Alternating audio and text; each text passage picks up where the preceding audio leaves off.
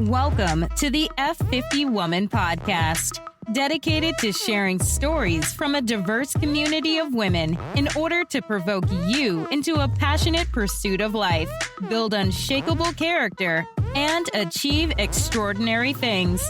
Now, here is your host, Julia Jack. What if the deviations in your life were meant to teach you that one lesson you're supposed to use to help the world? Well, this woman, as a young girl, sensed she was called to the ministry. But when she came out, she had a falling out with God. Her journey taught her some critical life lessons.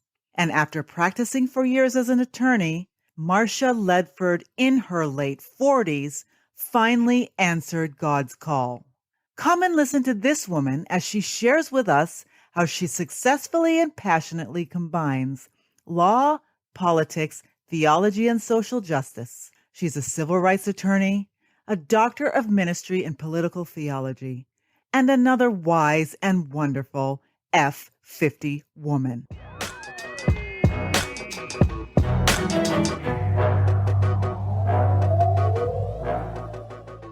Hey, F50 woman. Thank you so much for joining us. We are here today with Reverend Dr. Marcia Ledford, and she is a civil rights attorney and so much more. And I'm so excited.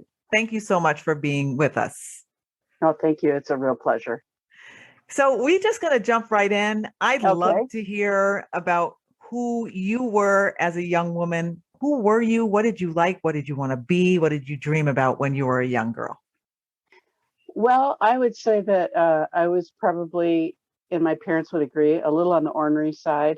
I've always been confident and, formed my own opinions and felt strongly about things one way or the other. Mm-hmm. I sensed a call to ordained ministry as a teenager. Wow, okay. But I was not seeing a lot of women at the pulpit and the altar.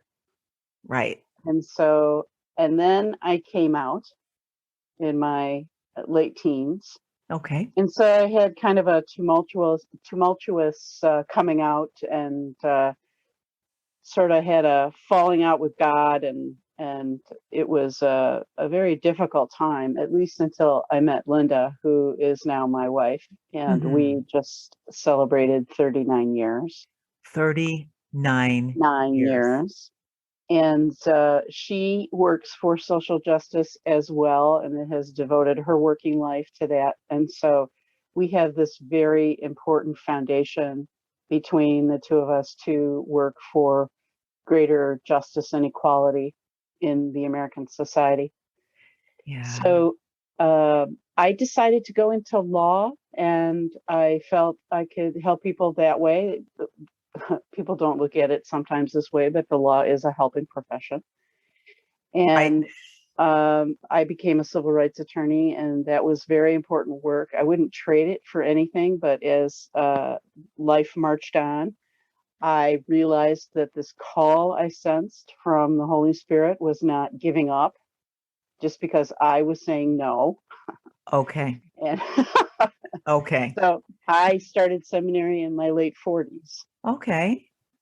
Very nice. And so then I was ordained, and I worked in the Latino population in Southwest Detroit.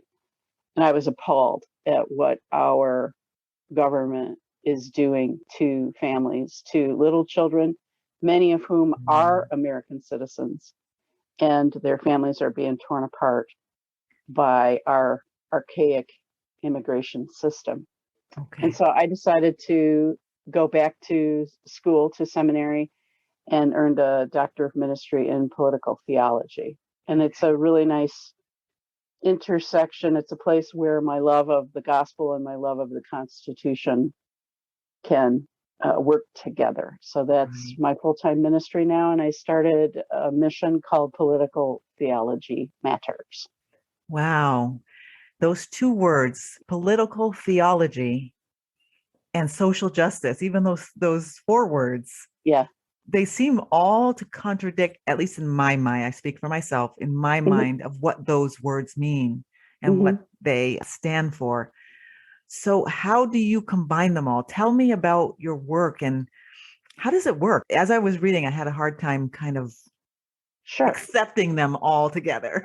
Well, one of the things that is ingrained in us as school-age kids Yeah.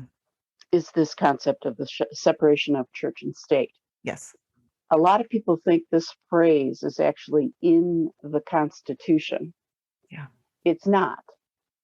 It's a phrase that was written by Thomas Jefferson to a group of Anabaptists in 1803, and he was explaining why the founders of our Constitution wanted to be the architects of something where there was not a state religion. For the folks who came over from England seeking religious freedom, Mhm. people were tired of the government telling them whether to be Protestant or Catholic, or getting up into their very personal, the window into their soul, as Elizabeth I used to describe it. Mm. And they wanted to create something where the state would stay out of your worship related and exercise of religion related activities. Got it. So people think that they can't do anything with respect to faith and speaking it out loud. And we have to remember that the First Amendment prohibits the conduct of the Congress. Hmm. It doesn't prohibit our conduct. Right. There are some rules and limits that affect our speech, but for the most part, the limitations that we understand about faith and the state relate to what Congress can't do, which is to establish an official or superior religion. Okay. But that doesn't affect us as individual citizens.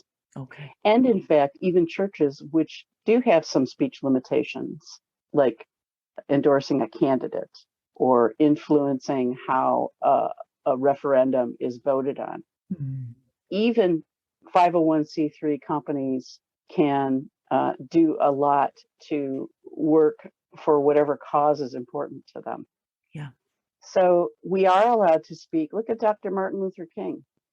The whole civil rights movement, Christianity and the gospel and inclusion and compassion were shot through the whole movement. Yes. And same thing with Cesar Chavez. He was a devout Catholic. They did pilgrimages to draw attention to the plight of farm workers and the terrible conditions under which they worked, Mm-hmm. along with Dolores Huerta. So we have always had movements that involved reinterpreting the Bible, the gospel. Elizabeth Cady Stanton wrote what is called the Women's Bible Mm-hmm. during women's suffrage. And so we can use our faith-based beliefs as a basis for advocating for justice. Nothing precludes us from doing that because we're not trying to establish a faith. Right. We're trying to speak what our faith is. Right. Yes. Yeah. Fairness, equity, love, Right. justice. Exactly. Yeah. Exactly. Yeah. And social justice, although maybe sometimes the phrase is a bit overwrought, Yeah. it's about creating a situation where everyone has a fair playing field in the society. Yeah. And we don't have that in the United States, and we never have had that. Yeah. So Yeah. that's what it's really about. Yeah. And when it's everyone. It's not you had it and now we want to take it from you and give it to somebody else. That's not the idea. Exactly. And there's a lot of that kind of jockeying for position that's going in within the white community. And we certainly saw that on January 6th. Right. So, yeah. You sort of smoothly swept through at least two pivot points I heard about in your life. Do you want to expand on them? Tell them some stories just to learn the holes you went in and how you got out, what you learned from it, whether it's, when you came out or when you went back to become a reverend, or just share some of those with us so we can learn. Sure. I've really been very lucky in the career opportunities that I've had. Okay. Henry Nouwen, who was a wonderful mystic, he was a Catholic priest, and he wrote a book called The Wounded Healer. Okay.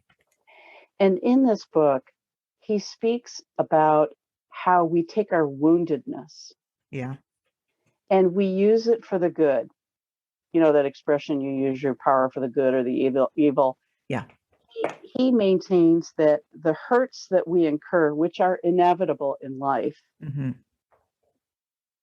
teach us and empower us to help others who are in similar circumstances, or maybe not even similar circumstances, but you can take the life lessons that are typically universally applicable.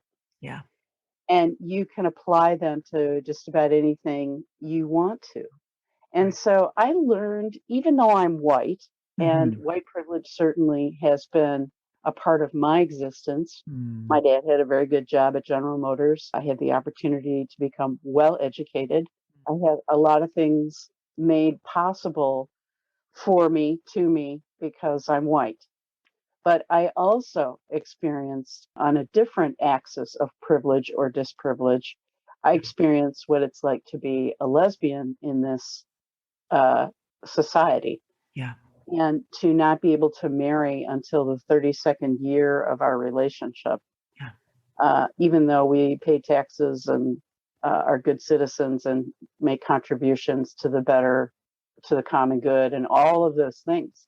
Yeah. We still were treated like second-class citizens. Wow. Okay. And so I can take that learning, that hurt, the struggle that it took for us to be tough.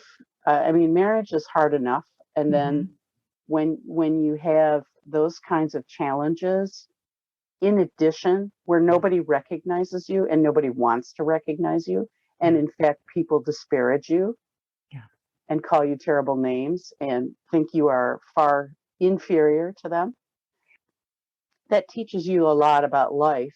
And it has made it possible for me to understand what it might be like, help me to better understand, but not fully. Let me be clear about that. What it would be like, for example, to be a person of color in this country. Right. Yeah. What it would be like to be an immigrant who not only is often a person of color, but also lacks the citizen documents such that they're always looking over their shoulders. Yeah. They always have to hide a little bit. They call that living in las sombras, living in the shadows. Wow. Okay. So that whole experience really taught me that what I need to do for the rest of my working life is to advocate, to help equip the faithful to be more effective public advocates for social justice. Yeah.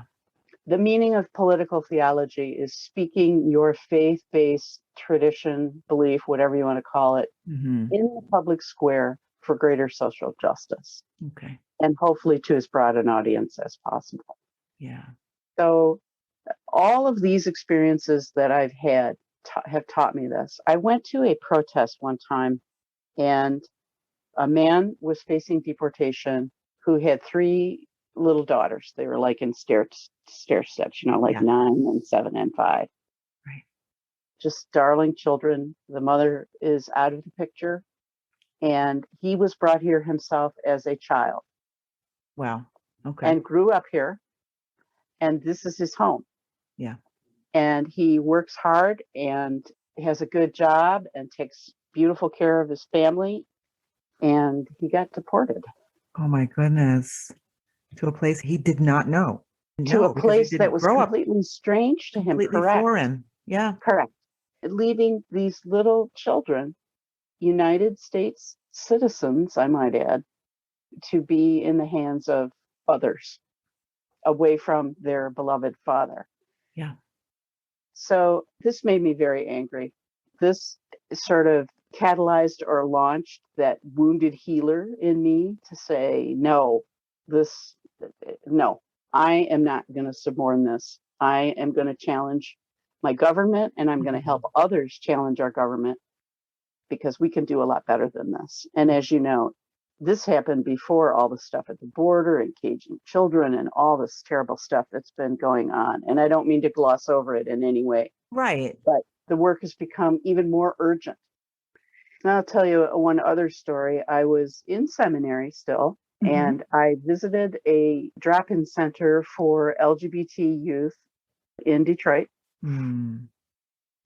And I was going up this steep staircase, and at the top is a whiteboard, and they often just wrote all kinds of stuff Okay. up there. And somebody wrote a question: how are you feeling today? Oh boy. And there was only one word centered both ways in big capital letters. Mm-hmm. And the word was abomination. Wow. And I swore to myself. And as I'm going up the stairs, I thought, it's just the same crap, a different decade. This is what I was dealing with 30 years ago. Yeah. And this is no good. Yeah. So these are some of the things that I work on. We've got 4 areas that we address in terms of writing social injustice. One is obviously immigration reform. One is LGBTQ inclusion. Another one is racial reconciliation and dealing with police brutality. And the last one is the prevention or eradication of human trafficking. Wow. That's a lot. So that woundedness in me has been brought out in these 4 areas of ministry. And right now, I've been working primarily on immigration reform and racial reconciliation, but also I will be having a book coming out on LGBT issues and the clobber passages of the Bible that have been used to humiliate gay and lesbian people. I was going to ask you that question, and I was not sure I should ask you that question, but you opened the door. So I'm wondering how that was for you going through seminary, because from my perspective, I figured they would be like, no, you're not coming to do this work. Okay. It's like anything else. You kind of have to pick and choose. I made sure that the diocese that I was seeking ordination in would openly LGBT people, which that was a non-issue. Yeah. And that is pretty much the case in the Episcopal Church. We went through a split. Some people may or may not know this, but we did go through a pretty big split in 2003 after the consecration of Gene Robinson as Bishop of New Hampshire, who's an openly gay man and had been a priest for 20 some odd years. The church split, and the Episcopal Church that has remained is overwhelmingly positive. Okay. I started at a school in Detroit, an ecumenical seminary in Detroit, and I commuted and went there for 2 years. And I had a great experience in many, many ways. It would be considered probably the majority population is African American.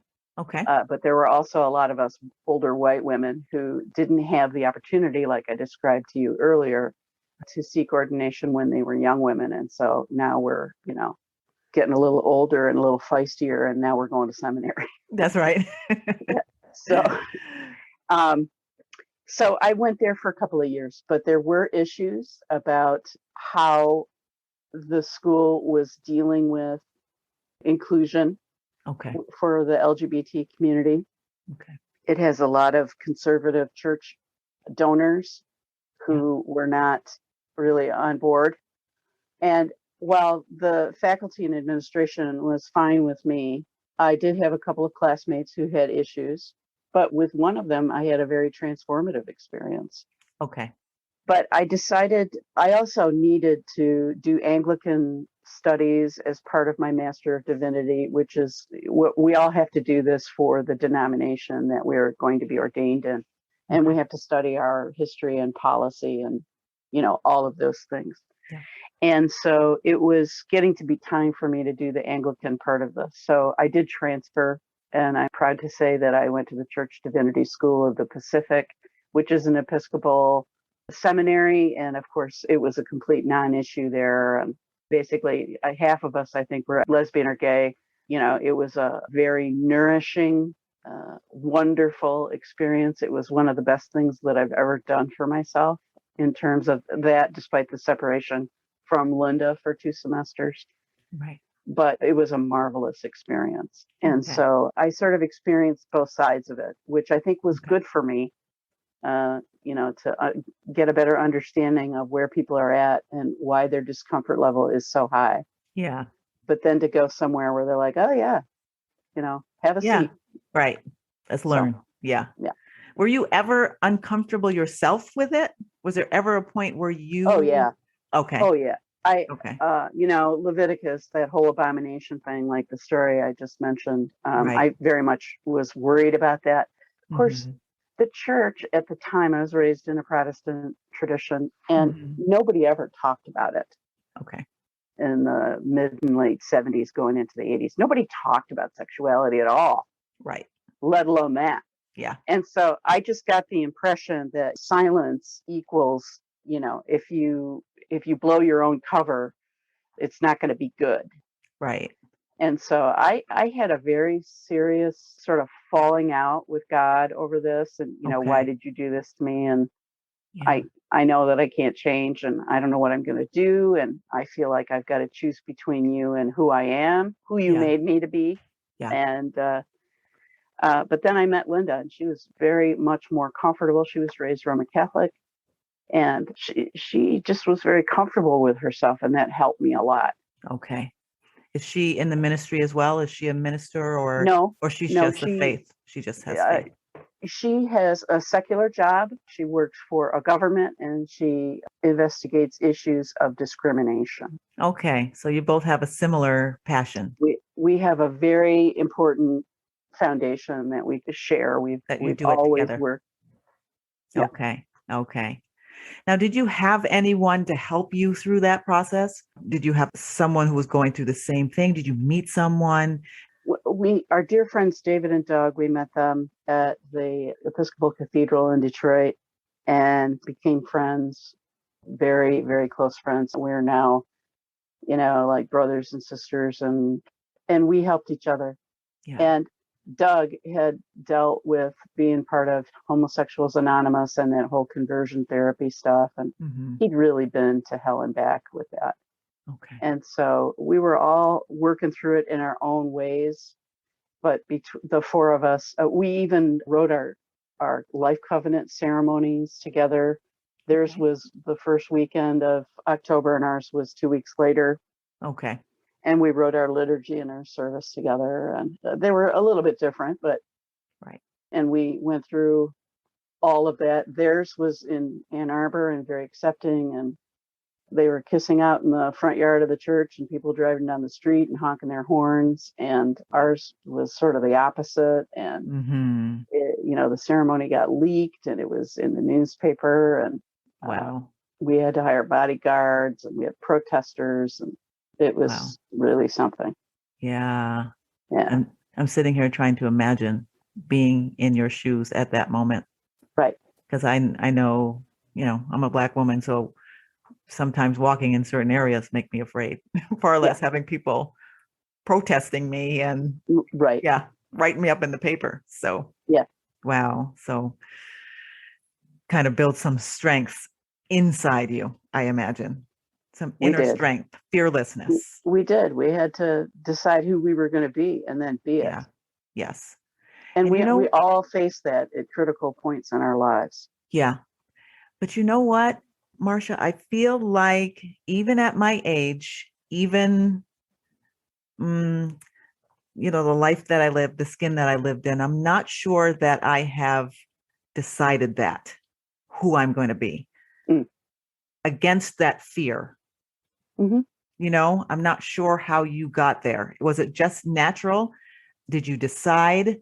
Was it just so bad that you're like, look, what's the worst you can do to me? My God's got me and I have a purpose. Is it your purpose that drives you? Was it just that you built that strength over time after time after time after time of people coming at you? Because there's some situations that I'm just still afraid of. And I'm like, oh, please, Lord, don't put that in my way. Well, I think sometimes, I think it's a combination of things. Okay. I think we all grow and get stronger over time with our life experiences. Yeah. Of course, it happens at unique paces, because we're all very unique and each of us has a very unique lens on the world. Yeah. Based on the skin we're born in, as you said, our gender, our, whether our parents were around, whether we were exposed to a lot of bad stuff growing up, Right. Or if we had a really good experience. There's all kinds of things that test us, if you will. And Yeah. so I mentioned to you that I was ornery, and I was, rather ornery, kind of disobedient, hard-headed little monkey, but also had hurts that set me back and whatnot. So I think my faith, has just always been sort of the bedrock of who I am. And I've just always had the sense that God was around and that God was calling me. Okay. So I made sure that even though I was practicing law, I wasn't doing ordained ministry at that time. I made sure to do work that helped people. Okay. I made sure that I was a blessing to people and not a curse to them. Yeah. And so all of those things, when you, and I have incredible friends. I have Linda, who is a force to be reckoned with. Mm-hmm. And I have amazing friends. Yeah. And my family is terrific. My dad took a long time to come around. My mom was always right there. My brother was always right there. Okay. Linda's brothers were always right there. Her parents were so supportive. Yeah. So, a lot of it is, some of it is luck, some of it's blessing, some of it's strength, some of it's whatever. It just character, maybe even. And I would say to you, feel the fear and do it anyway. Do it anyway. Yeah. Plan it out, strategize as best you can, and pray on it and ask other people to pray on it. Yeah. Should I do X and such and so and so? And ask people that you trust to pray on that for a month and see what happens. Right. That's part of that. That's part of discernment. That's about discerning the spirit, trying to figure out, all right, what are you telling me to do? If you would just tell me, I'll do it. Yeah. And there are lots of good ways to do that, to test out that you think you're being called to do something. Right. Engage in group discernment. Get others in the prayer chain to, make a call to the Holy Spirit. For me. Yeah, right. I like that. Yeah. Yeah. Can you call the Holy Spirit for me? Because I need some extra confirmation here. Absolutely. Yes. So what is the one piece of advice you would give your younger self? My younger self? I don't have a dress rehearsal. That's what you would tell them? Or that's what you would tell? I would say, Marcia, you do not have a dress rehearsal in this life. So get to it. Nice. And I'm just curious, what do you think she would have said to you? She would have probably said, oh, okay. Okay. Yeah. You wouldn't have fought with that concept or said, I don't think what so. are you talking about? So. Okay. Mm-hmm. Okay. Nice. I was that. Always an old kid. I was 11 going on 40. Okay. Yeah. My parents had a bad divorce and things were pretty rocky for me until I pretty much got out of college. Okay. And I think that if I had not had that experience and somebody had said to me, you don't get a dress rehearsal, I think I would have found my path in life faster. Okay. But like anything else, that suffering and struggle and trying to help my mother and all of that was, they were very important life lessons too. Right. Yeah. They helped you to build a muscle and even solidify your purpose, maybe. Yep. Your spiritual muscle. Yeah. Yeah. That's incredible. So we got to hear that one because, you go through those things and you're like, no, why? Mm-hmm. But on the other side of it, there's some powerful things that could happen from it. If you learn from Absolutely. it. Yeah. Mm-hmm. So what is next for you? I know you talked about writing a book, and I'm really excited about reading that book to get a different perspective on things. Yeah. Thank you very, very much. I'm working on 2.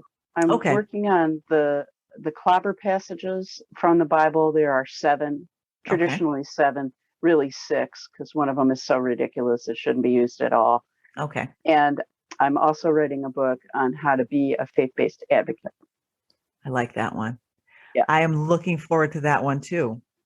Because like you said, in my mind, my faith and my advocacy, they're sort of separate. And when you combine them, will people listen? And maybe they'll just write you off as, you're just super religious whatever. Yeah. So that's going I to be often, great to learn from. and I'd love to hear from you and your thoughts and comments on it when it gets out. And I'll be sure and let you know when they drop. Yes, please. So there's that. I often ask people, when you sit in the pew in church or your house of worship, whatever that is, right? Where is the voting part of you?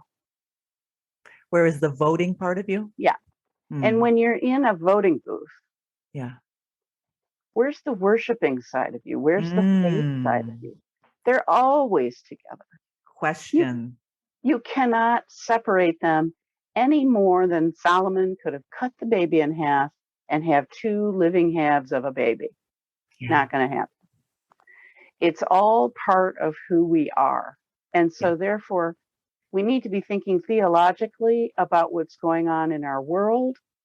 And we do need to be thinking politically about what's going on in our faith and how that is affecting our society. Jesus did it all the time. Yes. All the time. Yes. Jesus was a political theologian. Yeah. Yeah. Question. Yes. I'm thinking about it. Okay. Yes. That's powerful because I don't think we think that way.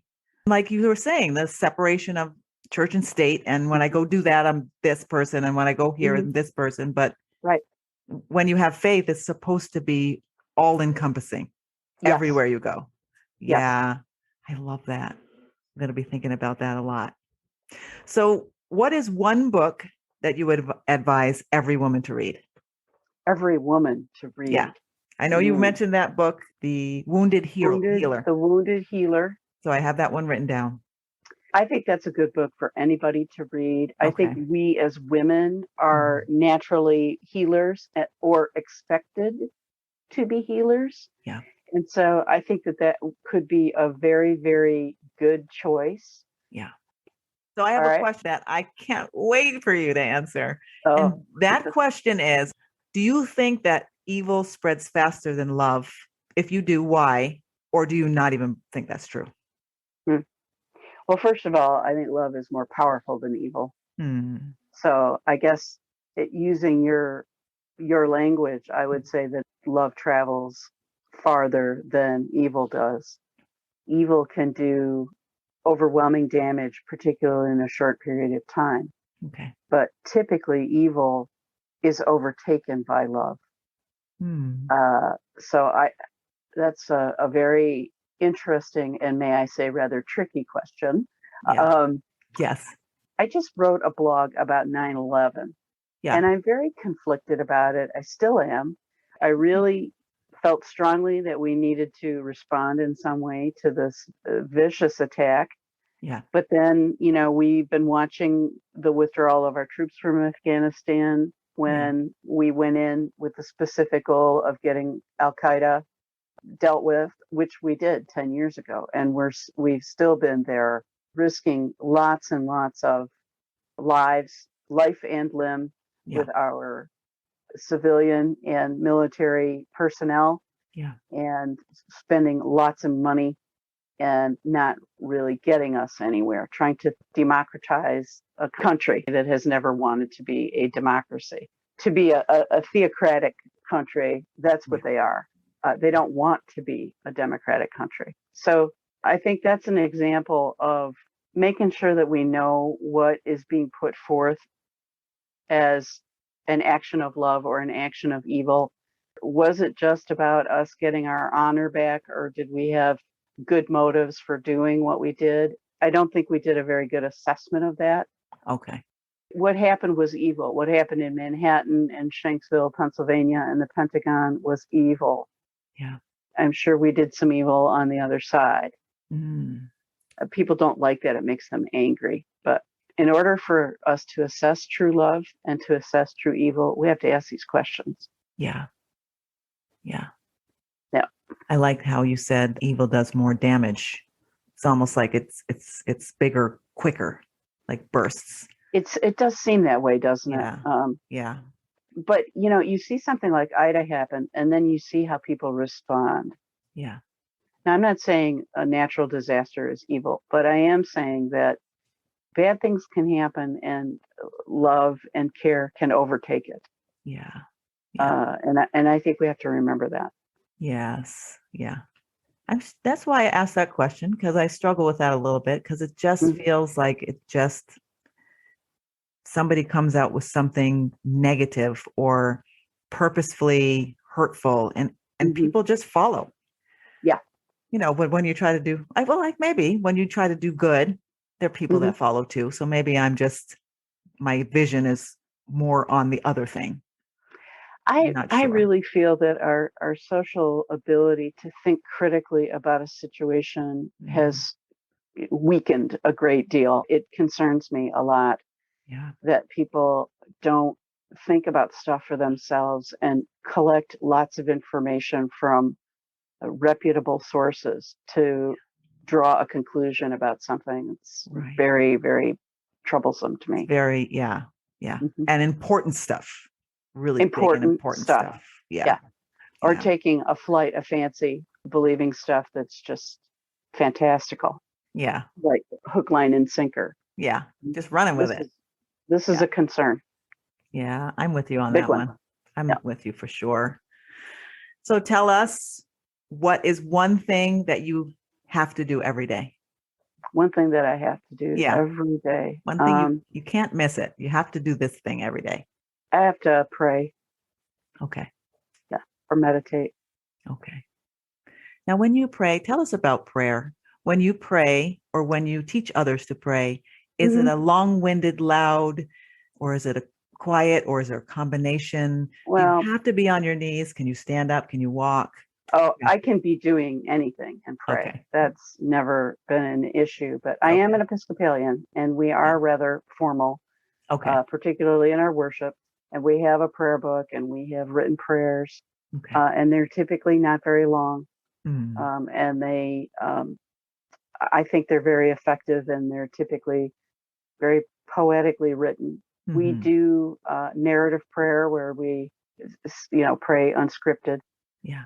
But for me, personally, the best kind of prayer is what is called centering prayer, where you sit in a quiet place with God for a period of time, like 20 minutes. Yeah. With a timer, with a bell or a gong or something. And you develop a recentering word. Okay. For me, it's typically peace or pacem, which is Latin for peace. And I like it because it has two syllables. 2 syllables, right? Right. And so you're going to have monkey mind when you get quiet and try and just sit. Our minds are wired to be hopping around doing stuff. They call it a monkey mind. And so when your monkey mind starts kicking in, you say your word. Okay. Pacem. And you just return back to, clearing your mind. Okay. And you say the word very gently. I heard a teacher once say that it's like taking a feather and placing it on a piece of cotton. Okay. And just setting the word down. Nice. Or imagine that you're in a stream and you're floating downstream under the surface of the water. And if you have to say your safe word, it's like almost like you have to come up for a quick little breath and then you say it and go back down and stay in that silence, in that moving stillness. I have found this to be a transformative practice, and I highly recommend it.